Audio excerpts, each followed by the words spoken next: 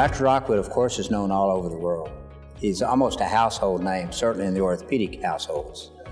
He's passionate about what he does, is very outspoken, but he is a man that is almost without enemy.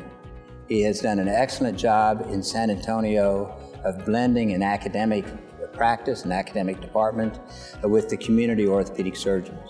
He's very inclusive in that way. And there's very few individuals that you ever hear say a bad word about Dr. Rockwood, because he is kind and fair to individuals. And in that way, he's been an excellent mentor. The way he handles people, the way he handles problems, which is head-on, his candor in his expression and in his opinions are all traits that I think are not only attractive to me, but have allowed those that he has mentored and those that he has trained to have such a devotion for him.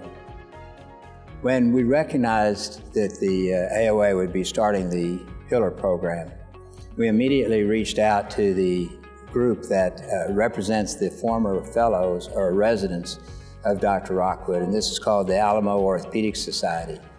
And I'm pleased to say that there was great support and enthusiasm for the recognition of Dr. Rockwood on a national basis.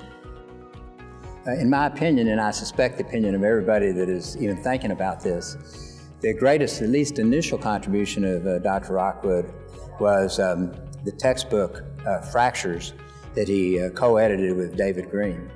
Everybody knows about Rockwood and Green.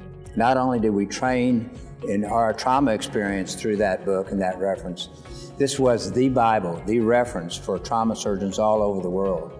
So early on, Dr. Rockwood and Dr. Green had a tremendous influence on the orthopedic community. That continued when Dr. Rockwood, with Rick Mattson, one of my ABC traveling fellows, developed their concepts of the shoulder and published this in the textbook on the shoulder. So Dr. Rockwood has had tremendous influence that goes beyond his own program because of his skill in communicating and his ability to provide motivation for contributors to share their knowledge in textbooks that will allow orthopedic surgeons to be well-trained worldwide. Some individuals have touched the groups that they trained. Others touched individuals beyond their own program.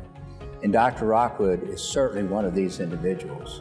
And I think he epitomizes the goal of the AOA to recognize the giants of orthopedics, to recognize the pillars of orthopedics.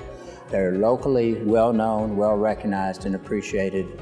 And in many instances, their influence extends beyond their own programs, their own state, and sometimes even internationally.